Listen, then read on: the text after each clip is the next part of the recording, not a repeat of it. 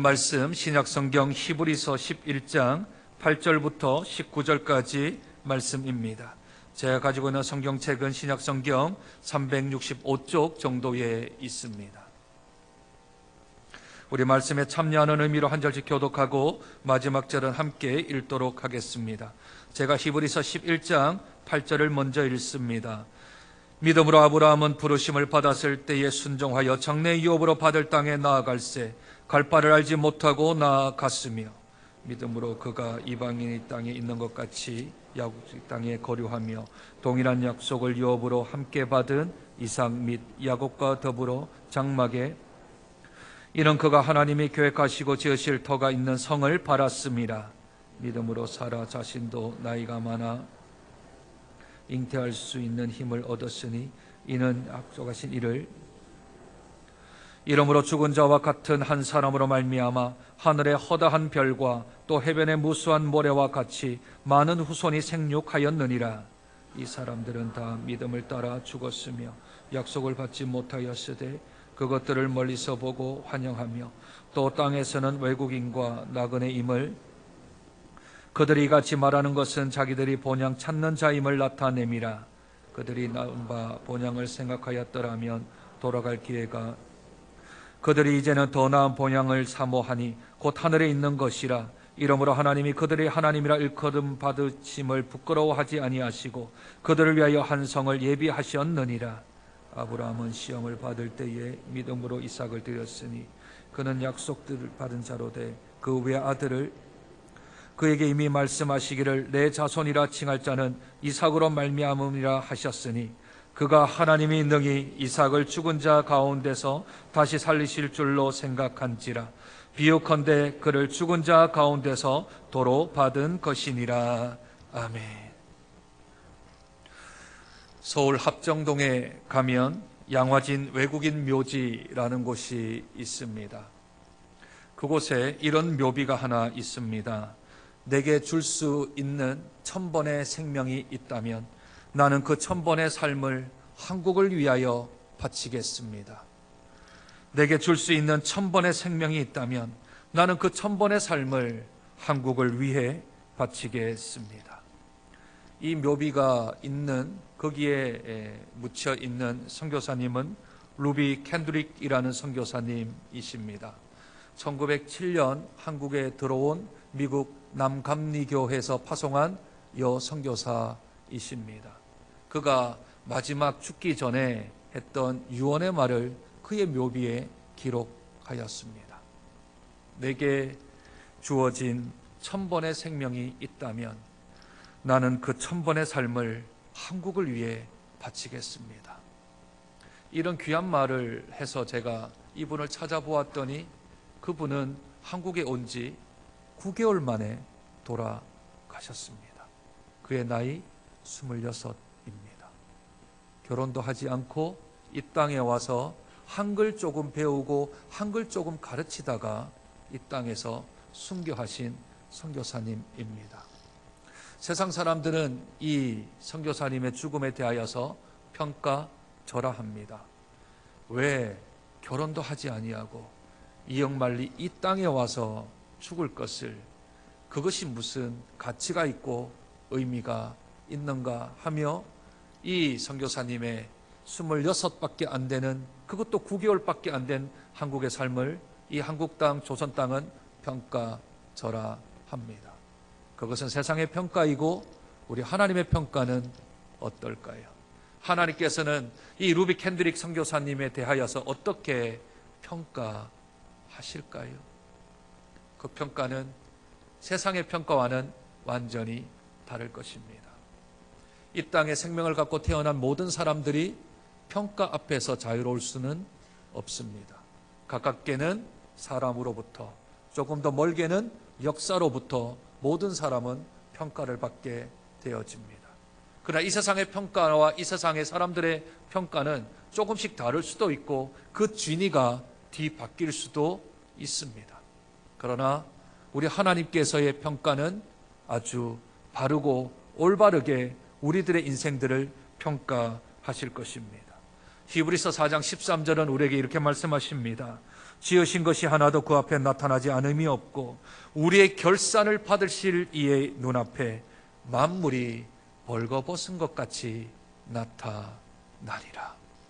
우리의 결산을 받으실 분이 계십니다. 우리 인생에 이 땅에 태어나서 하나님께로 돌아가는 그 순간까지 우리가 결산을 할 때가 있는데 마치 벌거벗은 자의 눈앞에 드러나는 것처럼 우리들은 하나님께 평가를 받게 될 것입니다. 루비 캔드릭 선교사님은 비록 이 땅에서 9개월, 그의 일생이 26회밖에는 되지 않지만 그분의 인생을 하나님이 평가하실 때 잘했다, 충성된 종아, 잘했다, 충성된 종아, 네가 적은 것에 충성하였으니 내가 너에게 이제 큰 것을 맡기리라 하시는 귀한 평가를 주실 줄로 믿습니다.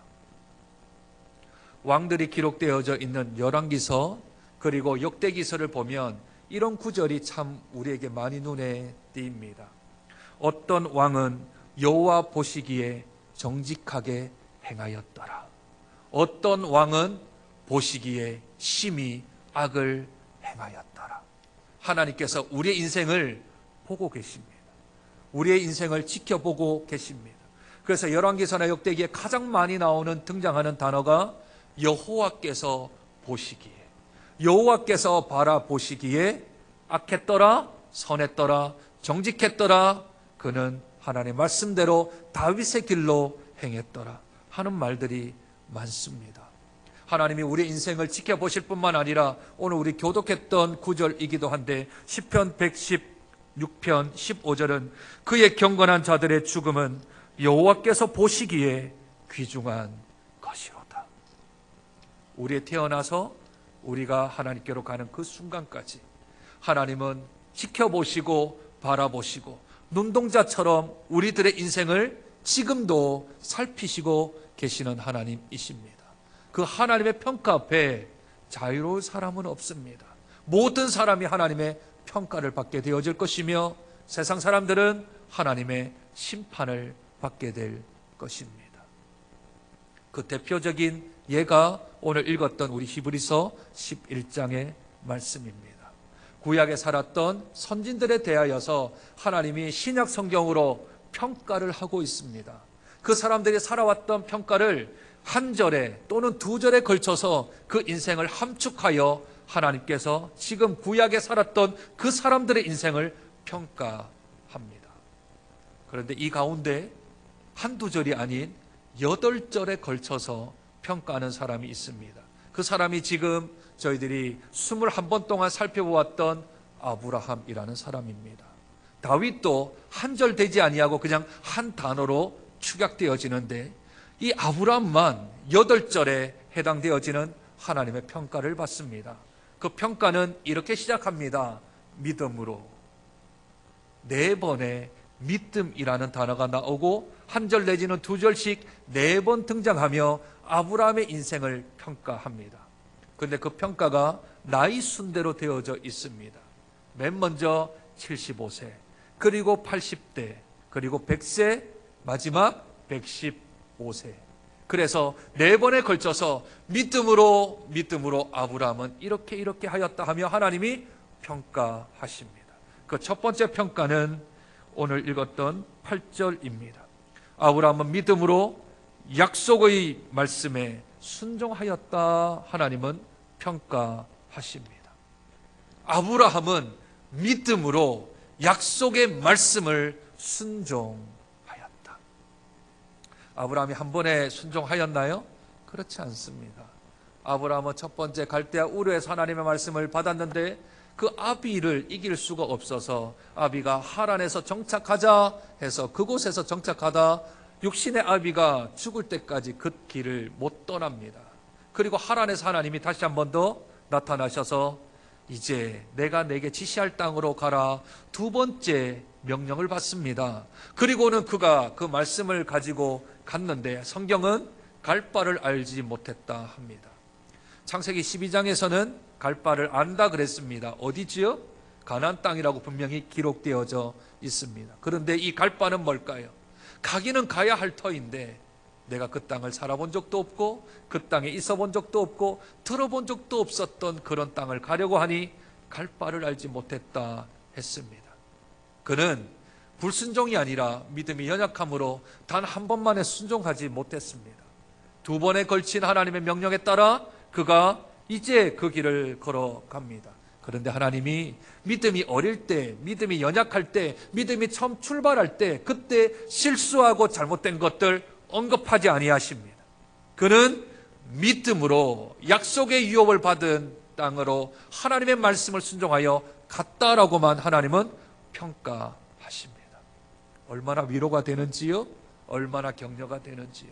우리를 또 자주 넘어질 때가 있고 자주 하나님의 말씀을 순종하지 못하고 다른 길로 걸어갈 때가 있는데 하나님께서는 그 모든 것들 다 내려놓고 그 말씀에 순종을 했는가 안 했는가에 대한 그 결론에, 그 결과에 따라 우리들의 인생을 평가하십니다.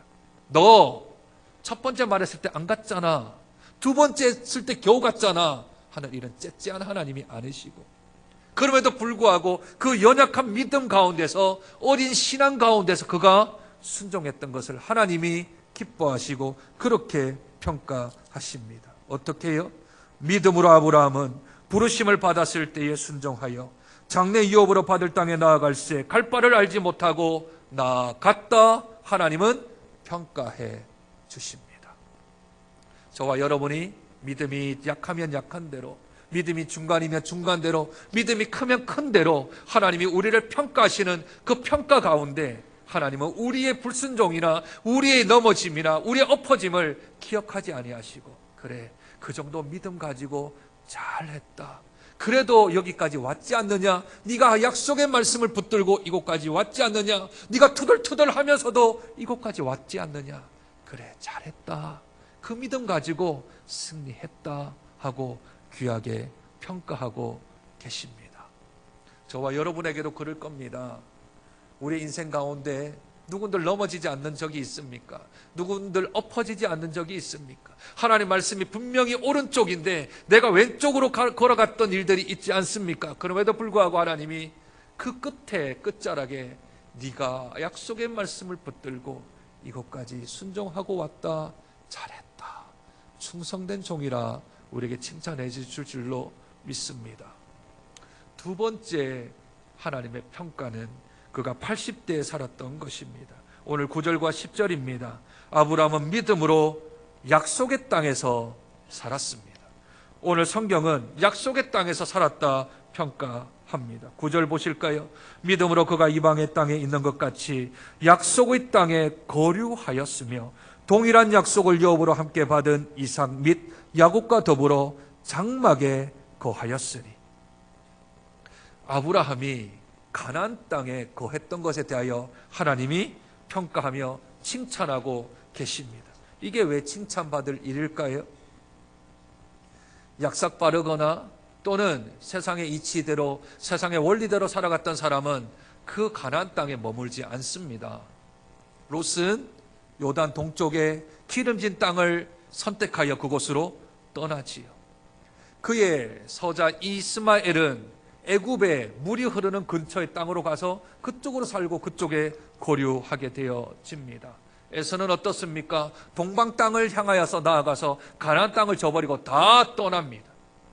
약속의 땅, 하나님이 지시하신 땅임에도 불구하고 그 땅에 머물러 있는 것은 어떤 불평을 하고 어떤 자기에게 있었던 만족함이 없어서 하나님 왜 이러십니까? 라고 하며 불만을 터뜨릴지언정 그 땅에 계속 거주하고 있었던 아브라함입니다. 아브라함도 이 땅에 살면서 계속 거류하지는 않았습니다. 두 번의 또 실수가 있었지요. 12장에서 한 번은 애굽 땅으로 내려가기도 했고요. 또 20장에서 이 그랄 땅인 블레셋으로 내려가기도 했습니다. 약속의 땅을 조금 기근이 들었다고, 살기 힘들다고 잠시 잠깐 이동한 적이 있어요. 그러나 그가 다시 또 하나님께 나옵니다. 그 땅이 약속의 땅이지, 그 땅이 하나님의 땅이지 하고 다시 돌아오는 사람이 아브라함입니다. 그래서 오늘 성경에 그가 애굽으로 내려갔다, 그가 그랄 땅 블레셋에 내려갔다, 이런 평가는 아예 없습니다. 하나님께서 평가하시길 그가 그래도 약속의 땅에 머물러 살았다, 불평을 하든 불만을 하든 그 인생 가운데 하나님의 약속한 땅을 지키고 있었다라고 평가합니다. 유일하게 그가 얻은 땅은 무엇입니까? 그냥 만물의 앞 막벨라 굴 하나 정도 평생에 있어서 그것도 말년에 그가 얻은 땅 외에는 없습니다. 이 땅이 정말 약속의 땅인지 긴가민가 싶지 않겠습니까? 하나님이 너와 너의 후손에게 이 땅을 주겠다 약속했는데 그 땅을 반 정도 얻기는커녕 그냥 조그마한 굴 하나 얻었는 것, 내 몸 하나 거기에 장사 지낼 곳, 우리 가족이 장사 지낼 곳, 그 정도 되어지는 땅만 얻었지 않습니까? 그럼에도 불구하고 아브람과 이삭과 야곱이 그 땅을 떠나지 않습니다. 그 땅을 지켜나갑니다.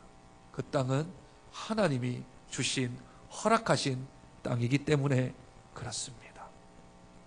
이것을 가리켜 하나님은 귀하게 평가하십니다. 잘했다, 잘했다. 왜 아브라함이 그곳에 머물러 있었을까요? 그 이유를 10절에서 이렇게 대답합니다. 이는 그가 하나님이 계획하시고 지으실 터가 있는 성을 바랐습니다. 내가 아니더라도, 내 아들 때가 아니더라도, 그 다음 손자 때가 아니더라도 이 땅은 하나님이 지시하신 땅이다. 그러므로 하나님이 반드시 세우실 거다. 하나님이 반드시 지으실 것이다. 이 땅을 반드시 우리 후손들에게 줄 것이다 라고 하는 믿음 때문에 그 땅에 묻힌 것이지요. 다른 보기 좋은 땅들이 있지만, 다른 하나님께서 주실 법한 내 스스로 그렇게 생각할 땅들이 있지만 그거 다 무시하고 하나님이 이 땅이다, 이 땅이다 했을 때 그 땅을 지켜나가는 주의 백성들을 하나님이 귀하게 평가하실 줄로 믿습니다. 세상을 살아가다 보면 우리 가정이나 또는 우리 교회나 우리 이웃들에게 어려움과 힘들 때가 있습니다. 그때 그냥 박차고 나가는 건 어찌 보면 쉬울 수 있습니다. 가정을 뛰쳐나가고 교회를 뛰쳐나가고 또는 우리에 있는 그런 공동체에서 뛰쳐나가는 건 어찌 보면 쉬울 수 있습니다. 그런데 묵묵하게 지키는 게 쉽지 않습니다. 그곳에 뿌리 깊은 나무처럼 그곳에 그냥 바람이 계속 불고 있는데, 그 땅에 어떠한 황폐함이 다가올지 모르겠는데, 그럼에도 불구하고 망부성처럼 바보처럼 그 자리에 그곳에 꾸준히 지키고 있는 게 그게 그렇게 쉽지 않습니다. 혼자만 있으면 쉬울 텐데 나간 사람들이, 뛰쳐나간 사람들이 우리에 대한 평가 때문에, 그 말 때문에 계속 있는 것이 그렇게 쉽지 않습니다. 그러나 이곳이 하나님의 땅이라면, 이곳이 하나님께서 지시하신 땅이라면 가정을 지키고 교회를 지키고 우리 공동체를 지켜나가는 자가 하나님 앞에 참된 아름다운 평가를 받게 될 줄로 믿습니다. 세 번째 평가는 100세 때 얻었던 아들에 관한 내용입니다. 아브라함은 믿음으로 약속의 아들을 받았습니다. 몇 세 때요? 100세 때요. 100세 때. 왜 100세 때 하나님이 아들을 주셨을까요? 그것은 인간이 바랄 수 없는 중에 바라고 믿을 때까지 하나님이 기다리신 겁니다. 만약 85세 때 주셨다면 아브라함에게는 아들을 낳을 수 있는, 이스마엘을 86세 때 낳았지 않습니까? 그러니 자기 스스로 낳을 수 있다라고 생각했고 하나님이 주신 아들이라고 생각하지 아니하며 자기가 낳았다 그랬을 겁니다. 그러면 육신의 아들입니다.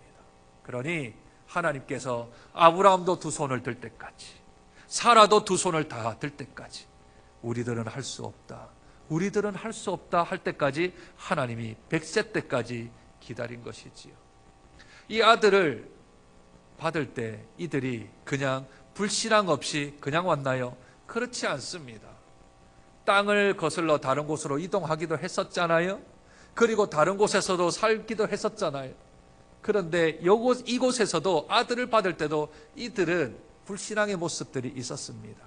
왜죠? 99세 때 천사들이 와서 내년 이맘때에 아들 낳을 거다 했을 때 그들이 웃었습니다. 웃었다고요.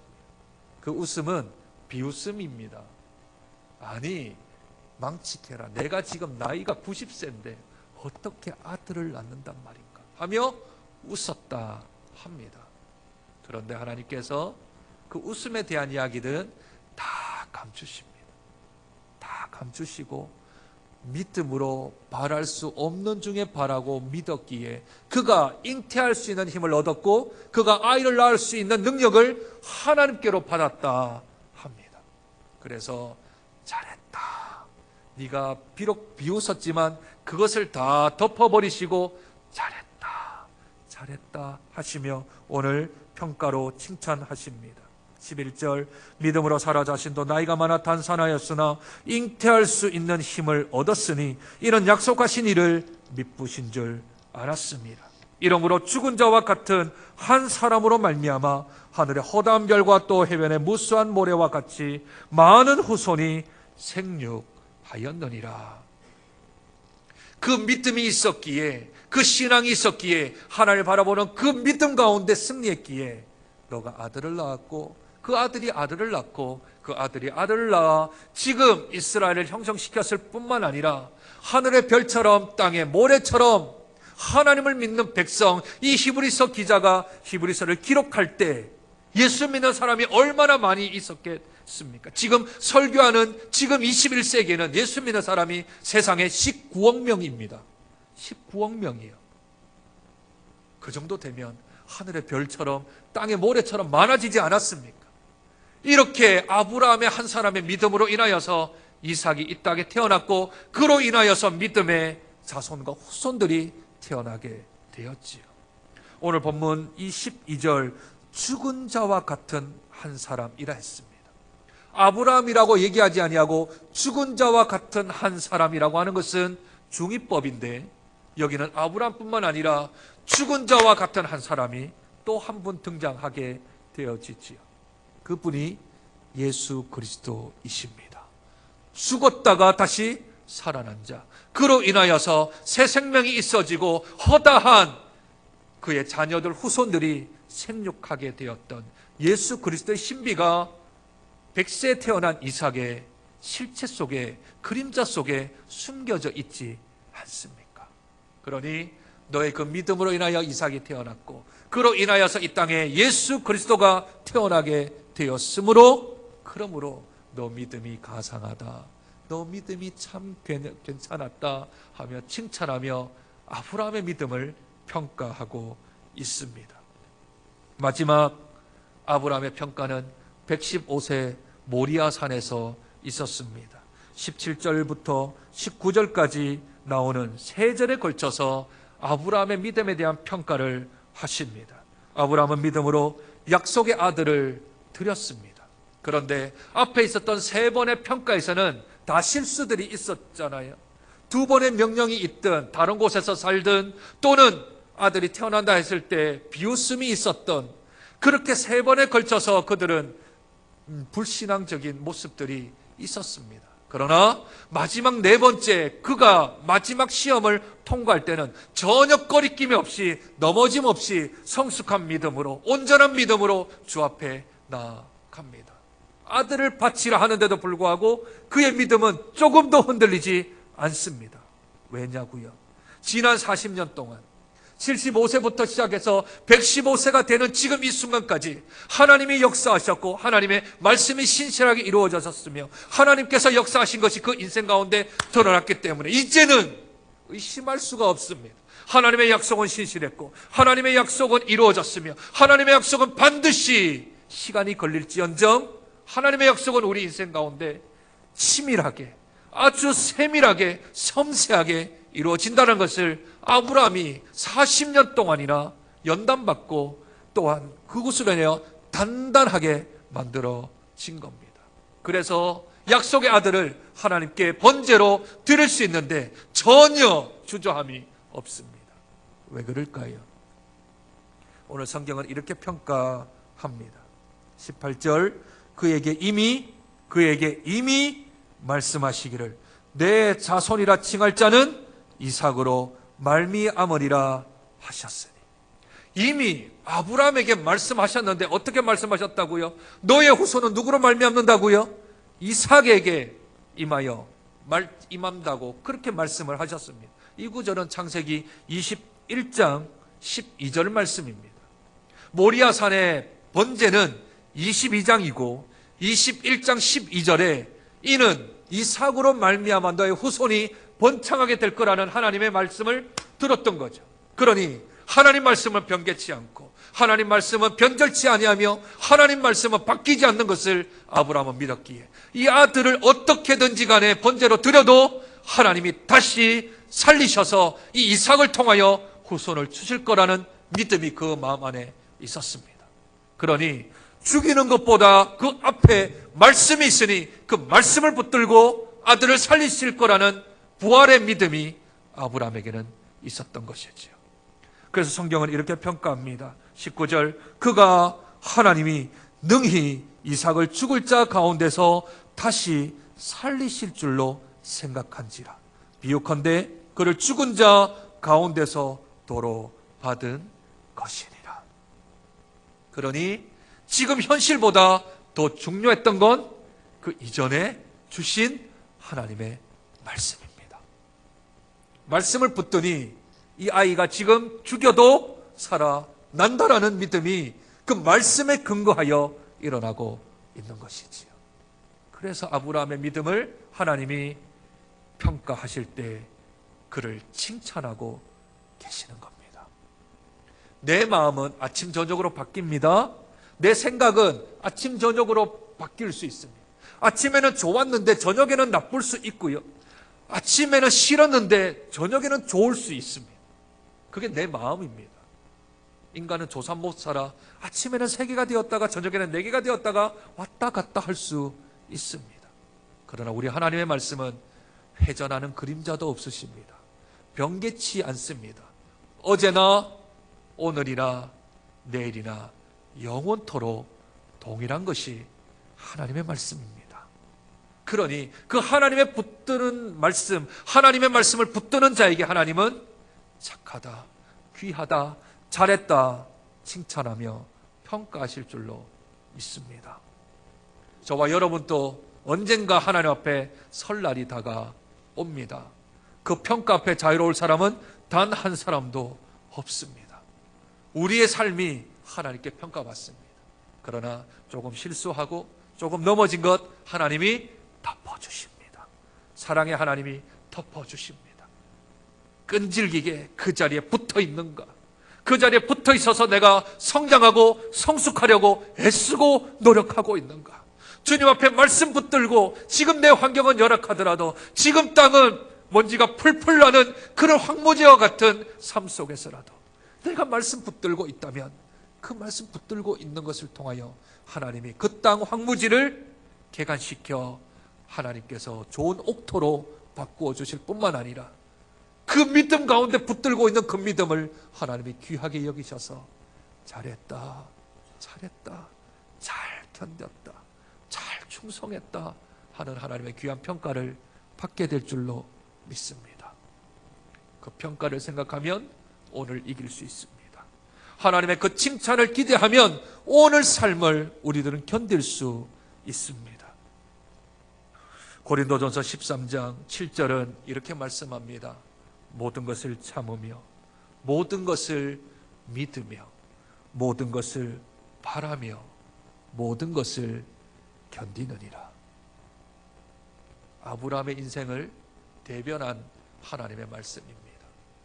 저와 여러분도 모든 것을 참으며 모든 것을 믿으며 모든 것을 바라며 모든 것을 견뎌나가는 믿음의 용사, 믿음의 선진, 믿음의 계보를 이어가는 히브리서 11장의 복된 믿음의 조상들이 되어져 가는 저와 여러분 되시길 주님의 이름으로 축복드립니다. 하나님,